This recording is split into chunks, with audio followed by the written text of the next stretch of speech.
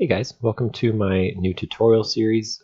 In this tutorial series we will be covering making your very first game from scratch and with no knowledge of GameMaker at all. So to get started, we are going to cover in this episode making your very first game room and putting a background on it, maybe some grass. So let's start by opening a new project, and we'll go to GameMaker language. Then we got to title it something, so let's call it our very first game. And hit enter or click save. And voila, we've got our very first workspace here. The workspace area, which is this big square, is basically where you're able to open up objects, and you can open up scripts, and all of that stuff will be displayed in your workspace.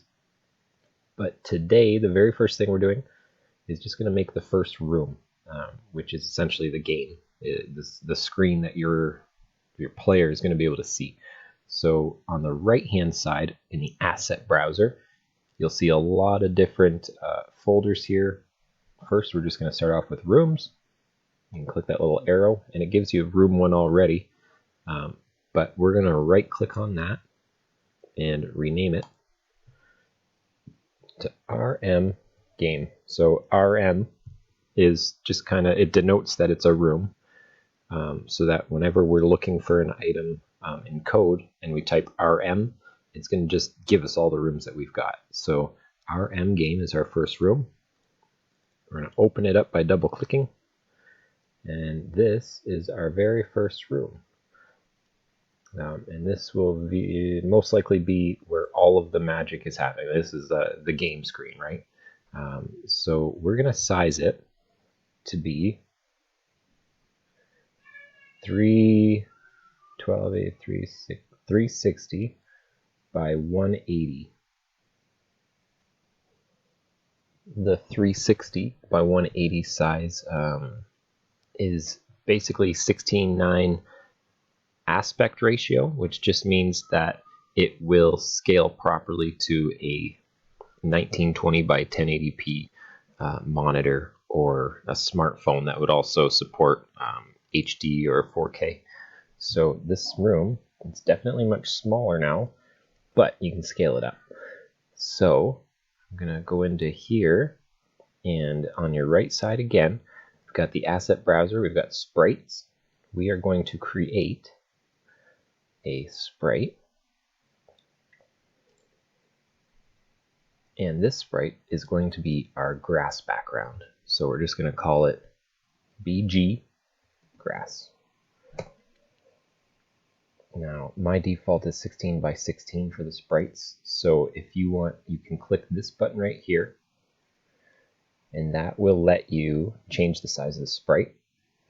If you want to use 32 by 32, that's up to you, but I'm going to use 16 by 16 here, and then edit image right here, and we'll be able to create our grass sprite. So one quick tip I like to give everybody is hitting F12. F12 is going to get rid of those sidebars for you, or you could manually click them like that, but it just kind of ungarbles the screen and allows you to work less cluttered. So the colors over here on the left, just grab a green color and hit the F key, which is the fill button, or you can click the fill button over here, and we're going to fill the screen with green. And then you can click this little green color box here on your left side, and that's going to, on the right hand side of the screen, but the left side of the mouse here, and we're going to just tone down the color a little bit, make it a little darker.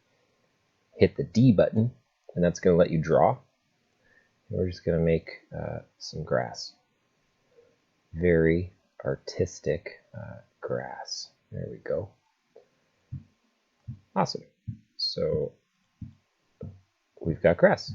So now let's go back to the top here, go to room game, and we'll go to the background layer on the left hand side.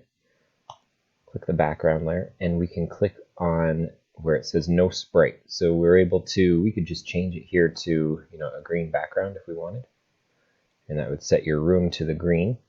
But what we're going to do is use our sprite that we just created. So you can click here where it says no sprite, go to your sprites, and click BG grass.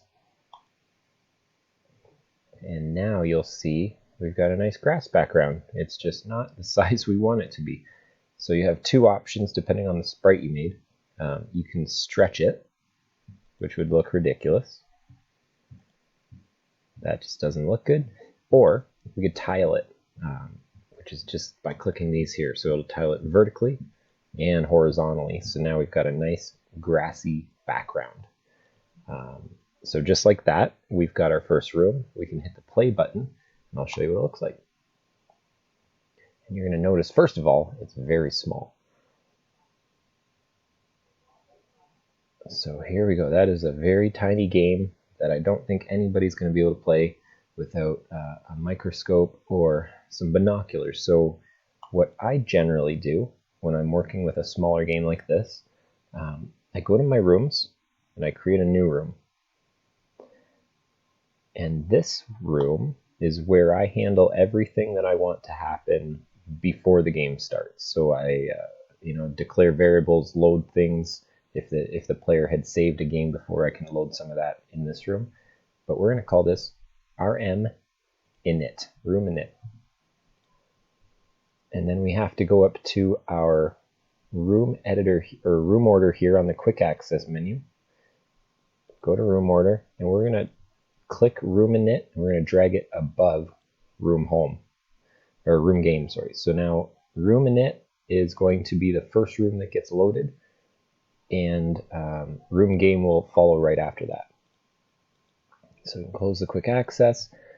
We're in room init right here, and we're going to go down to the bottom left again, change the size to 1280 by 720. And that gives you, again, another 16:9 aspect ratio, but it's going to fit a lot nicer on the screen. The next thing we'll do is go to the creation code down at the bottom left, and the creation code happens when the room is created.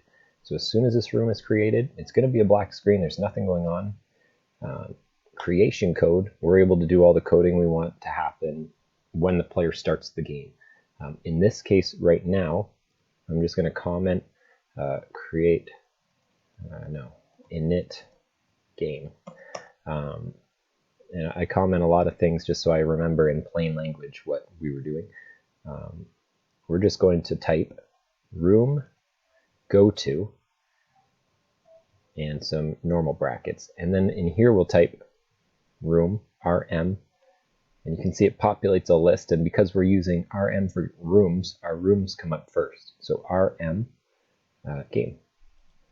And then I always put the semicolon at the end. In previous Game Maker versions, it was required for certain things, and then they kind of phased it out. So now I think it's just good bookkeeping to put that semicolon at the end there. So what this does now is, as soon as our game starts, the room order is telling us that room init is the first room loaded. It's going to load the creation code down here, which is going to just say, go to the next room. But what it's done now is created your game window at 1280 by 720. So when it loads this much smaller room game, it's going to be scaled up, and it's both 16:9, so it'll scale properly. So let's just hit the play button and take a look at that.